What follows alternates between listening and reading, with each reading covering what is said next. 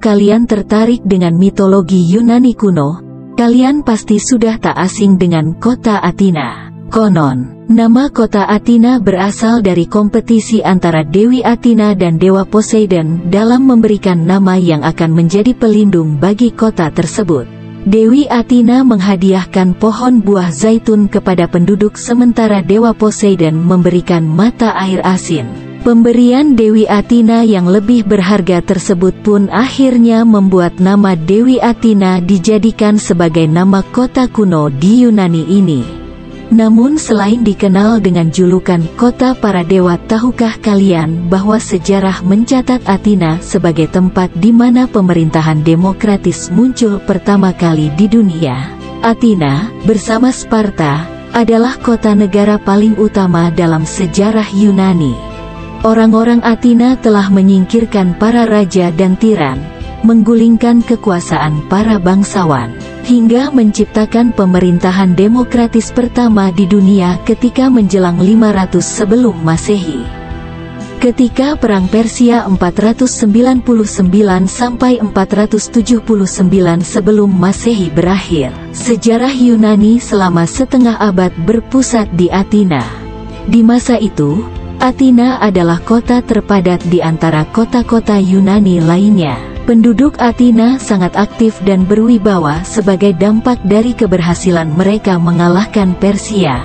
Bahkan Herodotus, salah satu sejarawan Yunani kuno, menyebut penduduk Athena sebagai penyelamat Yunani dengan berkata, didampingi para dewa, mereka mengusir penyerbu. Athena memerintah dengan kekaisaran, namun mereka melakukannya dengan demokratis. Demokrasi adalah kontribusi Yunani, khususnya Athena, untuk peradaban manusia.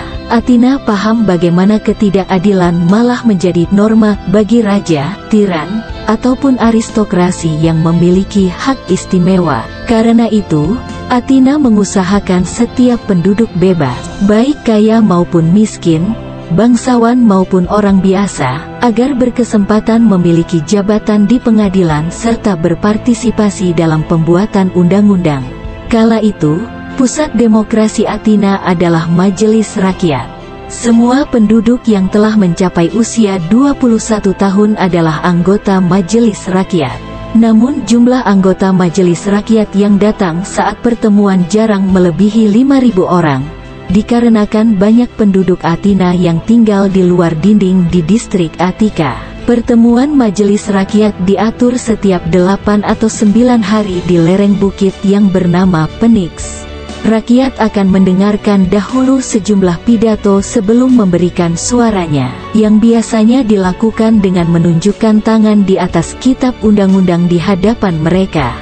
Dengan cara inilah penduduk Athena menyelesaikan semua persoalan tentang perang dan perdamaian, pengiriman ekspansi militer atau angkatan laut, pemberian sanksi atas pengeluaran publik, hingga pengendali atau kontrol umum atas masalah-masalah lainnya di Athena. Demokrasi mencapai kejayaannya di masa Athena kuno karena rakyat memerintah secara langsung. Setiap penduduk bisa berperan aktif dalam politik. Pemerintahan semacam ini berjalan dengan baik di kota negara yang kecil. Namun bahkan di Athena sendiri, demokrasi nyatanya didasarkan pada aturan kelas atau golongan. Tidak semua orang bebas adalah warga negara.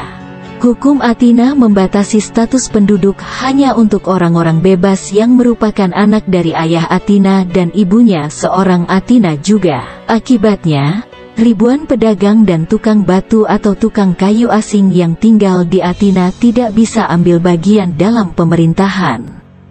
Terlepas dari kehidupan politiknya, kota Athena menjadi pusat perdagangan Yunani. Kekayaan Athena membuat mereka bisa menghias kota tersebut dengan banyak patung dan bangunan berseni. Akropolis merupakan bukit batu curam tempat di mana sebagian besar monumen indah dibangun. Akses menuju Akropolis adalah melalui pintu gerbang besar, atau Propylaea, dengan patung besar Dewi Athena dari perunggu di dekatnya. Orang-orang Athena juga membangun tempat pertunjukan terbuka di salah satu sudut Akropolis untuk festival Dewa Dionysus. Teater tragedi dan komedi yang dihasilkan para penulis Athena menjadi jenis kesusastraan baru, yakni drama.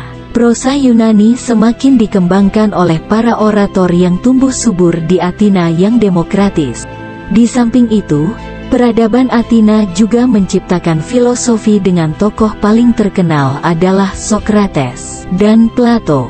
Pemikiran serta karya mereka begitu mendalam hingga terus memengaruhi spekulasi filosofis di era saat ini. Berbagai peninggalan kesenian, kesusastraan, oratori, dan filosofi bahkan demokrasi Athena masih terus hidup di dunia, tak tertandingi dan sangat menginspirasi. Maka tidaklah berlebihan ketika Pericles, salah satu negarawan, menyombongkan Athena pada abad 5 sebelum Masehi dengan mengatakan, sama halnya seperti peradaban dunia lainnya yang tercatat dalam sejarah, kota Athena pada akhirnya mengalami kemunduran. Perang Peloponesian di tahun 431 SM yang awalnya pecah antara Athena dan Sparta mengarah pada disintegrasi bangsa Yunani. Kemunduran negara kota Yunani pun semakin tampak dengan munculnya pengaruh Makedonia yang kemudian berperang untuk merebut kekuasaan atas bangsa Yunani. Kota Athena diketahui telah dihuni setidaknya sejak 7.000 tahun yang lalu dan menjadi salah satu kota tertua di dunia. Kota Athena di atas hanyalah titik awal dari lahirnya demokrasi yang kini kita kenal.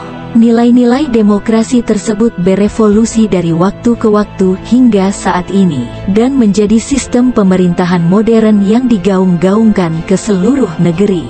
Maka bukankah Athena, sebuah kota kecil yang sekarang merupakan ibu kota Yunani ini, tidak pernah gagal dalam membuat kita terpana dengan segala goresan tinta sejarah serta warisan peradabannya yang menakjubkan?